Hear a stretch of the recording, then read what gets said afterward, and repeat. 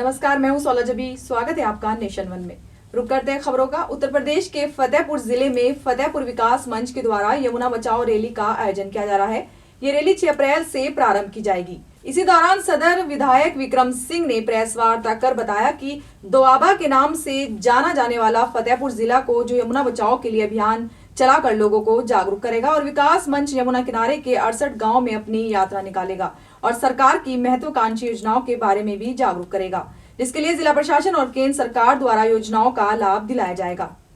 यही कहना है कि एक यात्रा फतेहपुर विकास मंच के द्वारा जमुना के तलहटी के इलाकों में 68 गांवों को छूते हुए शुरुआत होगी 7 तारीख से, जो 1 हफ्ते चलेगी। 10 ऐसे विषय हैं जिनको लेकर वहाँ आप लोग चर्चा करेंगे उन क्षेत्रों में। इसमें नदी मित्र मंडलों का विकास किया जाएगा, शासन की योजनाओं की पहुंच का आकलन किया जाएगा। एक बहुत ही अच्छा प्रयास फतेहपुर विकास मंच के साथियों के द्वारा है, जिसमें मेरा भी पूरा सहयोग है। फतेहपुर से विवेक श्रीवास्तव की रिपोर्ट। उत्तराखंड सरकार द्वारा जनपद रुद्रप्रयाग के तिलवाड़ा कस्बे को छेमापुर नगर पंचायत का दर्जा दिया गया था, जिसमें ग्राम पंचायत गिड़बुतेर व ग्राम पंचायत मेठाना के कस्बों को शामिल किया गया। लेकिन ग्रामीणों ने नगर पंचायत में मिलाए जाने का विरोध करते हुए न्यायालय का दरवाजा खटखटाया, जिसमें न्यायालय ने उत्तराखंड सरकार को नए सिरे से नगर पंचायत व नगर पालिकाओं की अधिसूचना जारी करने के निर्देश दिए थे। वे ग्रामीणों का कहना है कि अगर सरकार अपना फैसला वापस नहीं लेती तो नगर निकाय चुनाव बहिष्कार के साथ ही चक्का जाम व अनशन किया जाएगा। हमने पहले भी कोर्ट के माध्यम से हमें एक बार दोबारा नई अधिसूचना जारी हुई थी। कोर्ट ने जब हमारे पक्ष में फैसला दिया था तो हम डीएम साहब के पास गए थे कि इस पे सुनवाई हो दोबारा। डीएम साहब ने भी हमें उस समय सकारात्मक वो किया कि अगर गांव वाले नहीं चाहते हैं तो नगर पंचायत ना बने। पर डीएम साहब ने कहा कि मैं खुद आके वहाँ निरीक्षण करूंगा, पर डीएम साहब भी नहीं आए। और कल के अखबार को हम पढ़ते हैं तो उसमें आता है कि नगर पंचायत में कोई फेरबदल नहीं होगी। कहीं न कहीं डीएम साहब ने भी हमारे साथ बहुत बड़ा धोखा किया। दिक्कतें सबसे पहले ये आएगी कि मनरेगा जो 100 दिन रोजगार गारंटी कानून है और जो हमारे गांव की विधवा, असहाय, गरीब मजदूर महिलाएं हैं उनका कारोबार छिनेगा। और दूसरी बात ये है कि जो मानक हैं, मानक में ये तिलवाड़ा नगर पंचायत कहीं खरी नहीं उतरती। मानक का उल्लंघन किया गया। राज्यपाल का जो अधिकार अधिनियम 243 है उसका सरासर उल्लंघन किया गया। ग्रामीण जनता से पूछा नहीं गया, ग्राम पंचायत से प्रस्ताव नहीं मांगा गया कि ये नगर पंचायत में जाना चाहिए या नहीं जाना चाहिए, ये कहां से हुआ, क्या हुआ, इसका अभी तक कुछ पता नहीं। रुद्रप्रयाग से कुलदीप राणा की रिपोर्ट। वक्त हो चला एक छोटे से ब्रेक का।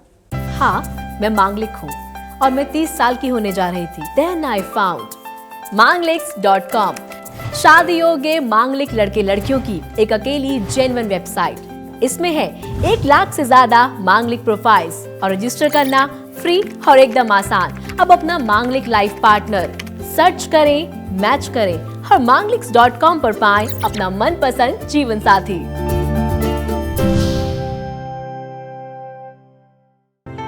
To register on mangliks.com, use promo code NATION1। Break के बाद आपका स्वागत है। रुक करेंगे अगली खबर का। यूपी के शाहजहांपुर में पत्रकारों के हो रहे उत्पीड़न के होने से जिले के पत्रकारों के लिए पत्रकारिता करना मुश्किल हो रहा है, जिसके चलते पत्रकारों में रोजाना आक्रोश फैला है। चौंकाने वाली बात यह है कि पत्रकारों के साथ हुए हमले के मामले में पुलिस दोनों तरफ से केस दर्ज कर मामले को रफा दफा करने की कोशिश में जुटी है, जिससे प्रशासन की गलत कार्यशैली के चलते पत्रकारों को न्याय नहीं मिल पा रहा है। वहीं दूसरी ओर डीजीपी के आदेश से पुलिस पत्रकारों के केस दर्ज कर रही है। ताजा मामला संपादक धनंजय वाजपेयी के यहाँ का है, जहां हरदोई के जीटीआई प्रिंसिपल ने कवरेज कर रहे पत्रकार धनंजय वाजपेयी का न केवल कैमरा तोड़ा बल्कि कैमरे को लूट लिया। वहीं इस मामले में पुलिस ने डीजीपी के आदेश पर हरदोई के जीटीआई प्रिंसिपल राजन सिंह के खिलाफ कई धाराओं में केस दर्ज किया है। सबसे बड़ी बात यह है कि पत्रकार अगर अपना मुकदमा दर्ज कराना चाहता है, उस पर हमला होता है और वो अपना मुकदमा दर्ज कराने के लिए जाता है, तो पुलिस दूसरे पक्ष को बुलाकर सबसे पहले उसका मुकदमा दर्ज करती है, बाद में पत्रकारों का दर्ज होता है। ऐसी स्थिति में पूरे जिले में पत्रकारों का लगातार उत्पीड़न हो रहा है। यहाँ स्थायी समिति की बैठकें भी समय से नहीं हो रही हैं और हालांकि जिलाधिकारी महोदय ने अभी एक पहल की है, एक बैठक बुलाई है ग्रामीण क्षेत्र के पत्रकारों की, लेकिन हमें नहीं लगता है कि किसी पत्रकार को इस जिले में न्याय मिल पाएगा। शाहजहांपुर से दीपक दीक्षित की रिपोर्ट। महोबा जनपद के श्रीनगर कस्बा क्षेत्र में पति पत्नी के बीच हुआ मामूली विवाद इतना बढ़ गया कि अचानक संदिग्ध परिस्थितियों में गोली चल गई, जिससे पांव में गोली लगने से पति घायल हो गया। पति ने अपनी पत्नी के भाइयों पर गोली चलाने का आरोप लगाया है।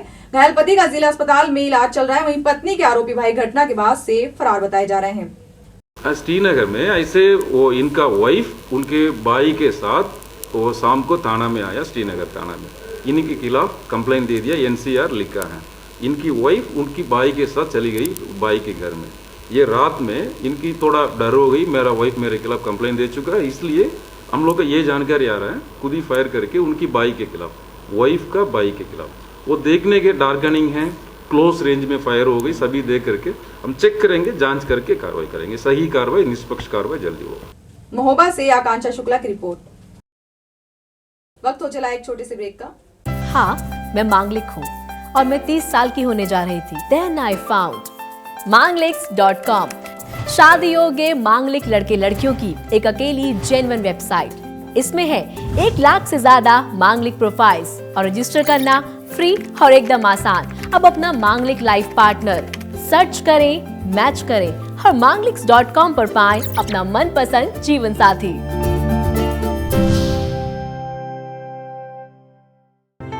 To register on Manglix.com, use promo code Nation1। Break के बाद आपका स्वागत है। रुक करेंगे अगली खबर का। पंजाब पुलिस की लाख कोशिशों के बावजूद अपराधियों में छिड़ी गैंगवार का सिलसिला रुकने का नाम नहीं ले रहा है। ताजा मामला पंजाब के होशियारपुर का है, जहां दुगुटे में हुई गैंगवार में कई राउंड फायरिंग हुई, जिससे काका गुज्जर गैंग और दूसरे गैंग के 2 लोग घायल हो गए, जिनका जिला हॉस्पिटल में उपचार चल रहा है। फिलहाल पुलिस ने मामले की जाँच शुरू कर दी है। जी, गौतम नगर ਦੇ ਵਿੱਚ ਇੱਕ ਘਟਨਾ ਸਾਹਮਣੇ ਆਈ ਹੈ। ਉਹਦੇ ਵਿੱਚੋਂ 3-4 ਨੌਜਵਾਨ ਆਪਣੇ ਗਾੜੀ ਵਿੱਚ ਆ ਰਹੇ ਸੀਗੇ। ਦੂਸਰੀ ਗਾੜੀ ਦੇ ਵਿੱਚ ਕੁਝ ਬੰਦੇ ਨੇ ਆ ਕੇ ਗੋਲੀ ਚਲਾਤਾ।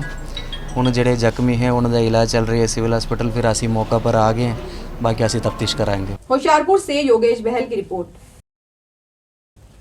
अगर आप अपनी मेहनत की गाड़ी कमाई को कम समय में दोगुना करने की नियत से किसी फाइनेंसर को दे रहे हैं तो सावधान हो जाइए, क्योंकि आप लालच के चक्कर में ठगी का शिकार हो सकते हैं। ये हम नहीं कह रहे बल्कि बयां कर रहे हैं उत्तर प्रदेश के बुलंदशहर कोतवाली खुर्जा की ये तस्वीरें, जहां सोना चांदी का कारोबार करने वाले एक ज्वेलर दर्जनों लोगों के रुपए पैसे लेकर चंपत हो गया और लोग पुलिस के चक्कर काट रहे हैं। देखिए खास रिपोर्ट।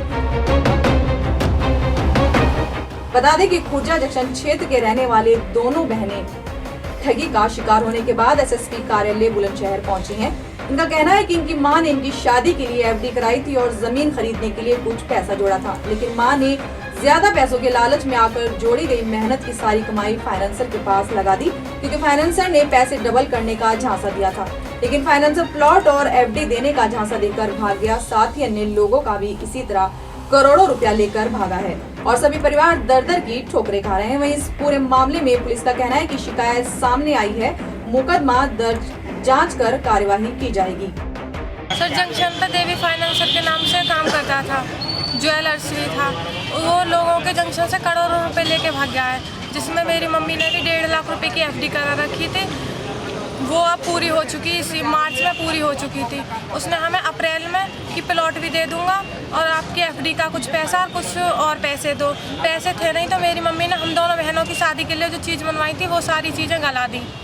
अब हमें पता चला कि वो सुनार यहाँ से भाग गया, करोड़ों रुपए लेके भागा है। जी, मैंने पुलिस से बात की थी, उन्होंने मुकदमा दर्ज कराने के लिए मना कर दिया कि पहले हम जानकारी करते हैं तब मुकदमा दर्ज। अब मुकदमा दर्ज नहीं होगा तो हम अपनी हक की लड़ाई कैसे लड़ेंगे। इस तरीके का एक प्रकरण कंप्लेंट के रूप में SSP सर के पास आज प्राप्त हुआ है कि उनका बच्चियों के शादी इत्यादि के आवश्यकता को दृष्टिगत रखते हुए जेवर FD वगैरह रखी गई थी। एक सर्राफ है उसके पास, वो सारा का सारा पैसा लेकर के फरार हो गया है। इस तरीके की कंप्लेंट प्राप्त होने पर SSP सर द्वारा इसमें अभियोग पंजीकृत किए जाने के आदेश जारी कर दिए गए हैं। मुकदमा पंजीकृत करके तदनुसार अग्रिम कार्रवाई अमल में लाई है। बुलंदशहर से यतिन शर्मा की रिपोर्ट। अब तक की खबरों में बस इतना ही। देश दुनिया की तमाम खबरों के लिए बने रहिए नेशन 1 के साथ। नमस्कार।